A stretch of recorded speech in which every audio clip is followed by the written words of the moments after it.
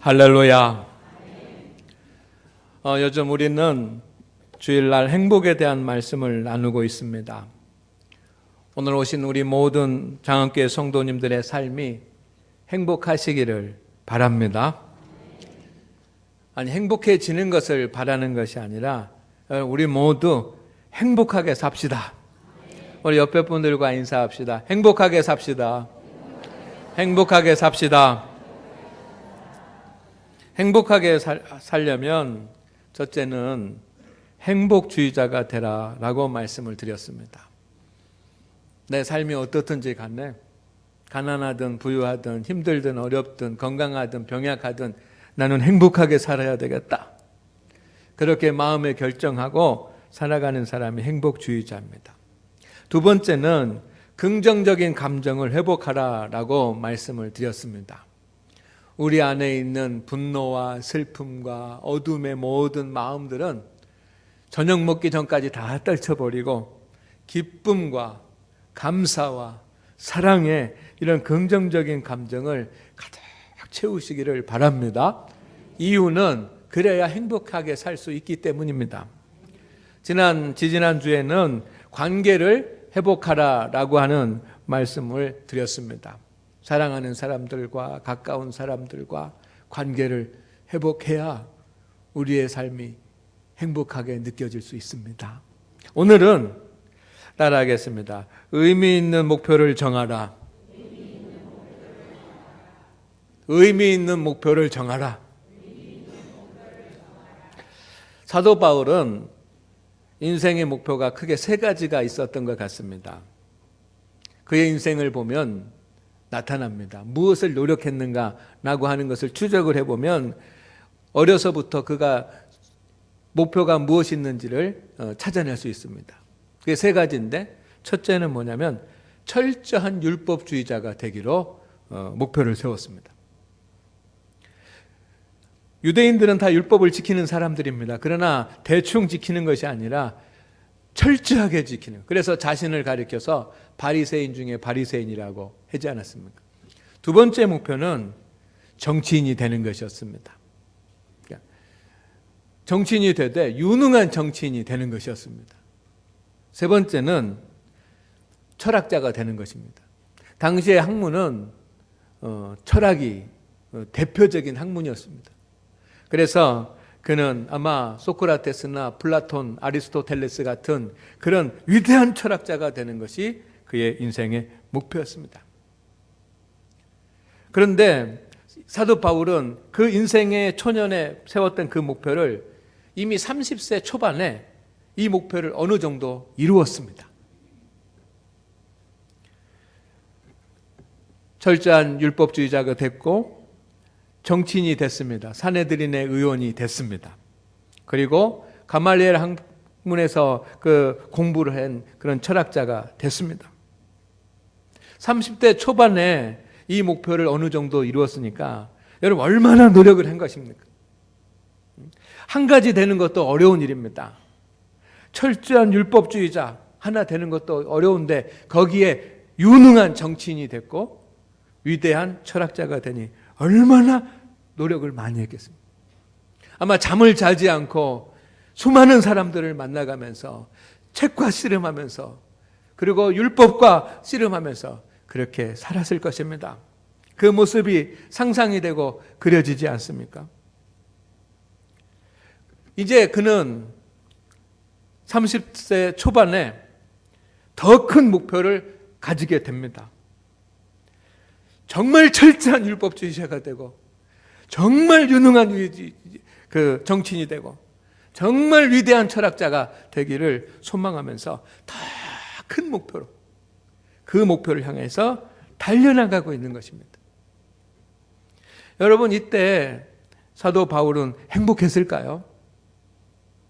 지금 철저한 율법주의자로 살아가고 유능한 정치인이 30대 초반에 됐고 그리고 위대한 철학자가 돼서 학문을 통달하고 있는 그 사도 바울이 지금 행복하고 있을까요?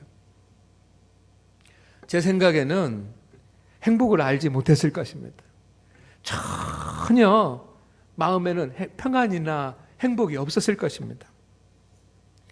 그는 목표를 이루기 위해서 열심히 노력하는 사람이었습니다. 30세 초반에 남들과 다른 성과를 냈지 않습니까? 다른 사람들이 쫓아올 수 없는 그런 성과를 냈습니다. 그것은 그가 남들보다 그만큼 열심히 일하고 열심히 노력하고 잠도 자지 않고 수고했기에 가능한 것들이었습니다. 유대인들은 기독교인들을 핍박하기 시작했고, 집사 중에 가장 위대한 집사라고 할 수 있는 스데반 집사를 돌로 쳐 죽이기로 모의를 했습니다. 여러분, 이 일을 진두지휘한 사람이 누구냐면 30세 초반의 사도 바울입니다. 왜 그가 그렇게 그 사람을 돌로 쳐서 죽이는 그 일에 전념하고 앞장서서 일을 했겠습니까? 목표를 이루기 위해서. 스데반 집사님이 순교한 뒤에 그리스도인들이 신앙의 자유를 찾아서 여러 지방으로 흩어졌습니다. 이주를 했습니다. 이사를 갔습니다. 이 그리스도인들이 모여 있다가 다른 지방으로 이사를 하니까 유대인들은 이 흩어져 있는 그리스도인들을 발본색원해가지고 잡아오려고 했습니다. 왜냐하면 그곳에서 또 가서 교회를 세울 것 아닙니까? 그러니까 유대교회 방해가 되니까 가서 발본색원하여서 그 뿌리를 뽑으려고 했습니다. 그때 제가 가겠습니다 하고 자원한 사람이 사도 바울입니다. 다른 사람이 할 사람이 없겠습니까? 많은 사람들이 할 사람이니까 이제 유능한 그런 사람들, 그 수사관, 검찰, 그런 위대한 그런 정치인들이 50대, 60대 중후한 그런 경험을 많이 가진 그런 사람들이 갈 수 있는데, 여러분 30세 초반에 사도 바울이 제가 가겠습니다 하고 나섭니다. 왜 그렇습니까? 자신의 목표를 이루게 한 거예요. 그는 목표를 위해서 전력을 다하는 사람이었습니다. 그래서 오늘 말씀에도 보면 그것을 잡으려고 달려간다라고 하는 표현이 나오는데, 아마 믿음 안에서만 그 하나님의 상급을 받기 위해서 달려가는 것이 아니라 그의 젊은 시절도 그렇게 달려갔을 것입니다. 당시에는 전차 경주가 유행을 했습니다. 이 로마의 콜로세움에서 전차 경주를 합니다. 그리고 이탈리아의 로마에 가면 전차 경주장이 또 따로 있습니다. 곧게 그 뻗어 있는 전차 경주장이 있습니다. 그래서 전차 경주를 하는데, 전차 그 말이 끄는 그 전차를 경주하는데, 여러분 그 경주자는 어떻게 합니까? 앞만 보고 전력을 다해서, 말에 채찍을 다하면서 자기 모든 힘을 다해서 목표가 정해지면 거기에 달려가는 거예요. 그런 전차 경주자처럼 자기 인생의 목표가 세워지면 전차 경주차처럼 그렇게 물불 안 가리고 달려가는 그런 성향의 사람이었습니다. 보통 이런 사람들은 행복한 마음을 느낄 시간이 없습니다. 행복할 시간을 느끼기도 전에 벌써 다른 더 큰 목표가 생기기 때문에. 어떤 사람이 월급을 100만 원을 벌었습니다. 사업을 해서 100만 원을 벌었습니다.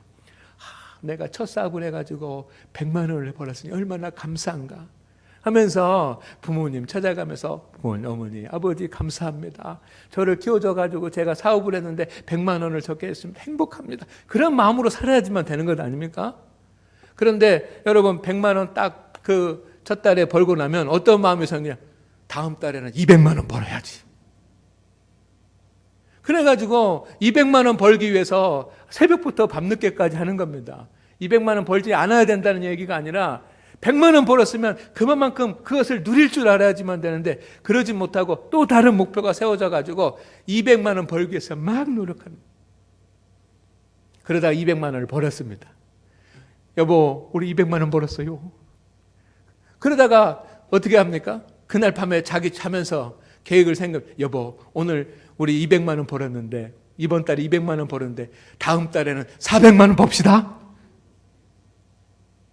그러니까 400만 원 벌어야 되겠다고 생각을 하니까 모든 것이 다 불행해지는 거예요. 힘들어지고 조급해지고. 그래서 다음 달에 400만 원을 벌었습니다. 부부가 열심히 노력을 해가지고 400만 원을 벌었습니다. 그래가지고 기뻐가지고 부부가 여보 우리 노력하니까 됩니다 하다가 밤에 자면서 뭐라고 하냐면 여보 다음 달에는 8천만 원 봅시다. 여러분 대리가 되면 그날부터는 과장이 될 생각하고 과장이 되면 그 다음부터는 부장이 될 생각하고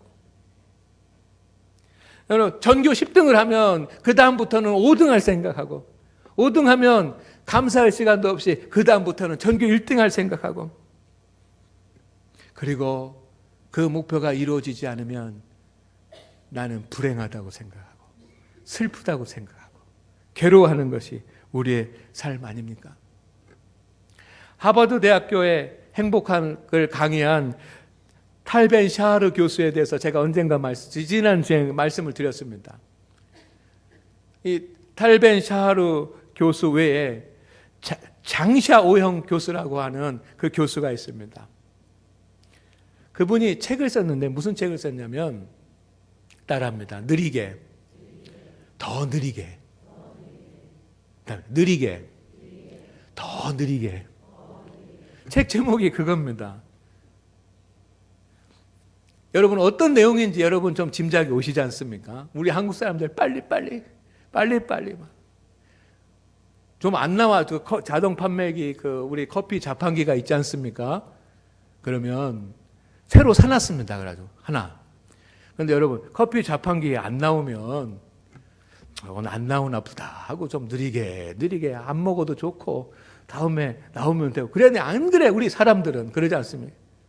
빨리빨리 해야 되는 거예요. 빨리빨리. 그래서 이 교수가 느리게 더 느리게라고 하는 책을 쓴 것 같습니다. 여기에는 이런 말이 있습니다. 인생의 궁극적인 목표는 행복이다. 이것은 주님께서 우리에게 하신 말씀입니다. 너는 행복한 사람이로다 라고 하면서 말씀하시지 않았습니까? 근데 어떻게 하면 이 행복을 이룰 수 있는가? 이 교수가 말하기를 따라합니다. 목표를 낮추면 행복해진다. 이 책의 내용 중에 중요한 부분이 그 책입니다. 목표를 낮추면 행복해진다. 사람들이 현대를 살아가는 사람들이 불행하게 느끼는 이유 중에 하나는 뭐냐면 목표를 과도하게 높게 잡기 때문이에요. 그래서 그것을 이루려고 하다가 보니까 사람들은 자신이 불행하다라고 느끼는 것입니다. 여러분, 우리가 세운 목표를 완벽하게 이룰 수 있는 사람은 아무도 없습니다. 우리가 세워놓은 그런 목표를 모두 다 이룰 수 있는 그런 완벽한 인간은 없습니다. 아멘입니까? 저도 그렇고 여러분도 그렇지 않습니까? 물질 문제도 그렇습니다. 우리의 소망으로는 한 달에 한 1,000만 원씩 아니 2,000만 원씩 벌었으면 얼마나 좋겠습니까? 손흥민 선수는 일주일에 9천만 원을 번다고 그러는데 그러나 여러분 그렇게 할 수 있는 완벽한 인간이 없다는 거예요. 건강도 마찬가지입니다. 여러분 우리는 항상 혈압이 120이 됐으면 좋겠고 혈당은 100 이하로 떨어졌으면 좋겠고 허리도 안 아팠으면 좋겠고 다리도 안 아팠으면 좋겠고 눈도 안 흘려졌으면 좋겠고 여러분 그런 사람이 있습니까? 완벽한 사람 없습니다. 여러분 자녀들이 속썩이지 않고 항상 부모님한테 잘하고 그냥 부모님을 그냥 공경하고 부모님 용돈도 많이씩 주고 그냥 부모님한테 앞에서 예의도 차리고 부모님 마음을 헤아리고 그런 자녀들이 그리고 실패하지 않고 날마다 성공하면서 승승장구하는 그런 자녀들을 우리는 바라는데 그런 자녀들이 있습니까? 그렇게 될 완벽한 사람은 없는 것입니다. 부부관계도 마찬가지입니다. 그냥 나를 다 이해해주고 나의 모든 것을 다 받아주고 다 용서해주고 다 참아주고 그럴 수 있는 남편, 그럴 수 있는 아내를 기대할지 모르지만 여러분 그래줄 수 있는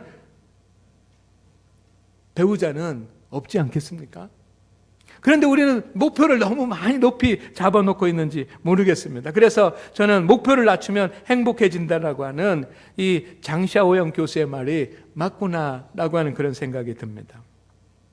성도 여러분, 우리가 세상을 살아가면서 물질이나 건강이나 자녀나 부부관계나 모든 것에 대해서 목표, 내가 바라는 그런 목표들을 현실적으로 좀 정해보십시오. 내가 이룰 수 있는 적당한 목표만큼 정해보시기를 바랍니다. 그러면 사람들이 만족하고 덜 피곤해지고 여유가 생기고 행복해진다는 것입니다. 그러나 저는 여기서 끝나면 되지 않는다고 생각합니다. 여러분이 더 행복해지고 싶다고 한다면 의미 있는 목표를 정해야지만 됩니다. 우리의 목표는 무엇입니까? 이제 수능 시험을 보고 수시가 끝나고 그러면 대학을 가게 되고 자녀가 좋은 가게 가는 것 아닙니까? 땀을 흘리고 수고하고 막 열심히 살아가는 그런 이유 중에 하나는 자녀가 좋은 대학에 가는 것 아닙니까? 우리의 목표는 직장에서 내가 최고가 되는 것 아닙니까? 우리의 목표는 더 좋은 집에서 더 좋은 차를 타고 다니는 것 아닙니까? 우리의 목표는 재산을 점점 더 늘려가는 것, 이것이 우리의 목표가 아닙니까? 그런데 이런 것들이 행복한 인생과는 어떤 관계가 있고 행복한 인생과에 대해서 어떤 의미가 있는 것입니까? 이런 것들이 채워지면 행복해집니까? 그런데 사람들은 이런 목표 때문에 이런 목표를 이루는 일이 지연되거나 실패하면 사람들은 자신이 불행하다고 생각하면서 낙심하며 살아가는 것입니다. 우리 성도 여러분, 의미 있는 목표를 정해보면 어떻겠습니까? 여러분, 내 자신에 대해서 의미 있는 목표를 한번 세워보시기를 바랍니다. 따라합니다. 누가 나를 행복해 주기를 바라지 말고 나를 내가 행복하게 하자. 아멘. 자신이 자신을 행복하게 하지 않고 남들이 나를 행복하게 해주기를 우리는 바라고 있습니다. 그래서 여러분 자신에게 선물을 많이 하세요. 선물을. 여러분이 여러분 자신을 행복하게 해주지 못하는데 누가 우리를 행복하게 해줄 수 있겠습니까? 여러분, 자녀들에게 막 주려고 막 모아놨다가 자녀들 막 다 주지 말고 예쁜 옷도 사 입고요. 야, 칭찬해도, 야, 수고했다. 오늘도 하루 살아가느라고 고생했다. 허리도 아프고 힘든데 수고했다. 칭찬도 해줘. 다른 사람은 칭찬 안 하더라도 내가 나를 칭찬할 수 있지 않습니까? 그리고 몸도 쉬게도 좀 해주고, 바쁘게 막 일만 하지 말고 좀 쉬게도 해주고, 나에게 선물도 주십시오. 그게 의미 있는 일이에요. 여러분, 취미 생활을 하시는 것도 좋은 방법이 됩니다. 우리 교회 성도님들을 보니까 취미 생활을 잘해요. 어떤 분은 산악회가 취미예요.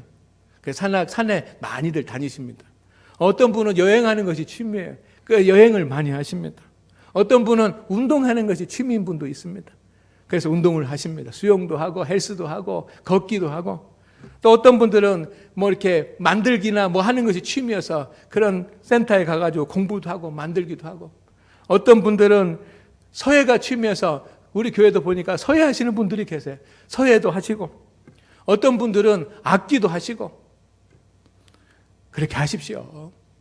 그러나 즐겁게 하시기를 바랍니다.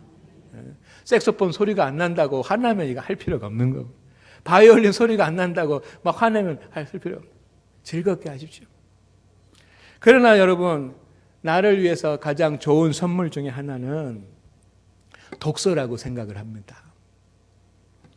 지식이 사람을 성숙하게 만들고 치유하고 변화시키고 위로하기 때문입니다. 여러분, 우리 교회에 아가페홀이 있습니다. 이 아가페홀에 가면 책들이 있습니다. 제 생각에는 이 책들을 다 제 서재에다 갖다 놓고 제가 읽고 싶은 책들이에요. 귀한 책들이 있어요. 거기. 한 200여 권 있는데 여러분, 좋은 책들만 선별하고 선별해서 그곳에다가 만들어 놨어요. 커피 한 잔 거기서 빼 드시면서 그 신앙서적이라든지 좋은 책들을 읽으면 어떻겠습니까? 그것도 좋은 방법 아니겠습니까?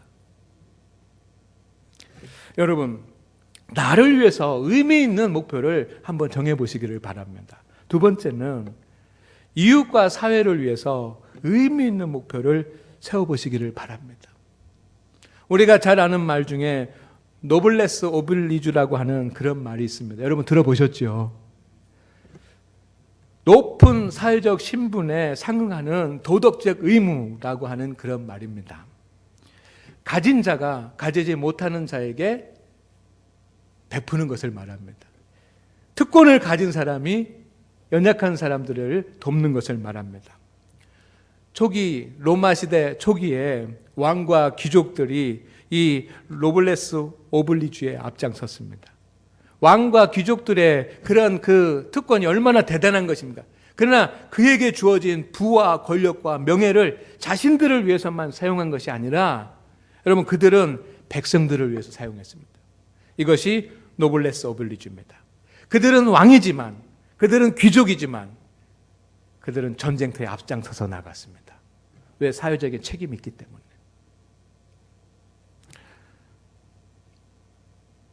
그리고 자신들이 가지고 있는 그 재산을 가지고 구제하고 봉사하고 나누는 그런 일에 썼습니다. 왜? 특권은 책임을 동반한다고 보기 때문에.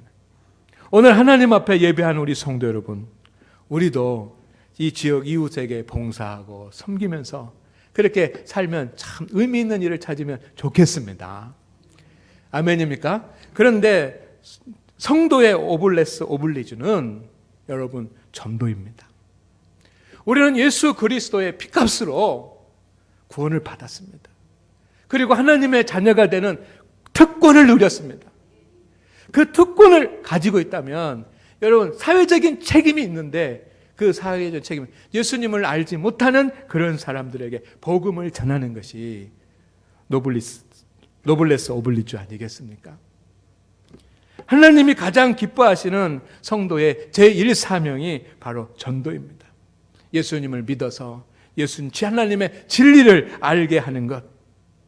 교회만 데리고 나오는 것이 전도가 아니고 여러분, 그가 세례받기까지 책임지는 것, 이것이 전도인데, 그런 하나님의 은혜를 누리면서 의미 있는 목표를 세워가면서 살아보시기를 주의 이름으로 축원을 드립니다.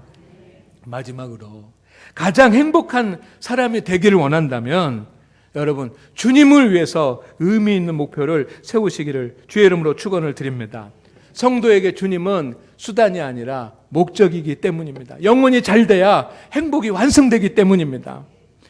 오늘 말씀에 보면 사도 바울은 인생의 목표가 의미 있는 목표로 바뀌었습니다. 지금까지는 세상이 주는 상을 받기 위한 것이 그의 목표였습니다. 그가 어느 정도 성공했습니다. 그러나 예수님을 만난 뒤에는 의미 있는 목표에 전념하기로 했습니다. 그래서 그가 그동안 가지고 있었던 그런 인생의 목표들은 배설물이라고 여겼습니다. 이제는 하나님의 상급을 받는 것이 목표가 되었습니다. 그래서 바울은 표대를 향해서 나아갑니다. 표대가 무엇입니까? 여러분, 예수 그리스도이십니다. 이것이 우리의 목표인 줄로 믿습니다. 성도의 목표예요. 사도 바울은 예수님을 아는 것, 예수님을 믿는 것, 예수님의 말씀대로 사는 것, 여기에 전념을 다했습니다. 마치 전차 경주자가 달려나가는 것처럼 그런 심정으로 예수님을 아는 것, 예수님을 믿는 것, 그리고 예수님의 말씀대로 사는 것을 표대로 삼고 쉬지 않고 전념한 줄로 믿습니다. 왜 그렇게 해야 되냐면 표대를 향하여 달려가면 상이 주어지기 때문입니다. 그 상은 예수 그리스도와 온전한 열합을 이루는 것입니다. 그에게는 은혜와 평강이 주어지는 줄로 믿습니다. 예수님을 알고 예수님을 믿고 예수님의 말씀대로 사는 때 우리는 온전한 그리스도인이 되고, 여러분 온전한 그리스도인이 됐을 때 어떤 환경과 세상의 조건 가운데서도 행복하게 살 수 있는 사람이 되는 줄로 믿습니다. 바울은 의미 있는 목표를 정했습니다. 그리고 그 일에 전념했습니다. 그랬더니 하루하루 행복하게 살았습니다. 여러분, 여러분의 의미 있는 목표는 무엇입니까? 그것을 정하고 그것을 위해서 달려가십시다. 나를 위해서도 이웃을 위해서도 목표를 세워야 되지만 영적인 의미 있는 목표를 정하고 온전한 그리스도인이 되면 하나님께서 어떤 상황 가운데서도 이길 수 있는 그런 믿음의 사람으로 세워주실 줄로 믿습니다. 하나님 아버지, 오늘 믿음으로 살아가는 우리 성도들에게 은혜와 은총을 주시옵소서. 거룩한 하나님, 우리 모든 성도들이 행복해지기를 원합니다.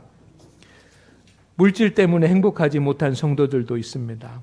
건강 때문에 행복하지 못한 성도들도 있습니다.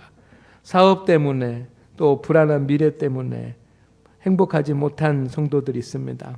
그러나 주님, 우리는 풍부할 때나 궁핍할 때나 사는 비결을 알게 하여 주시옵소서. 그것이 믿음인 줄로 믿습니다. 주님 안에서 온전한 그리스도인이 되게 하여 주시고, 그래서 어느 상황에서든지 행복하게 살 수 있는 우리 성도들이 되게 하옵소서. 세상적인 목표만을 위해서 달려가지 않게 하여 주시고, 주님, 나를 위해서, 이웃을 위해서, 하나님을 위해서 거룩한 목표를 세우고 의미 있는 삶을 살 수 있는 우리가 되게 하옵소서. 그럴 때 우리의 삶도 행복해질 줄로 믿습니다.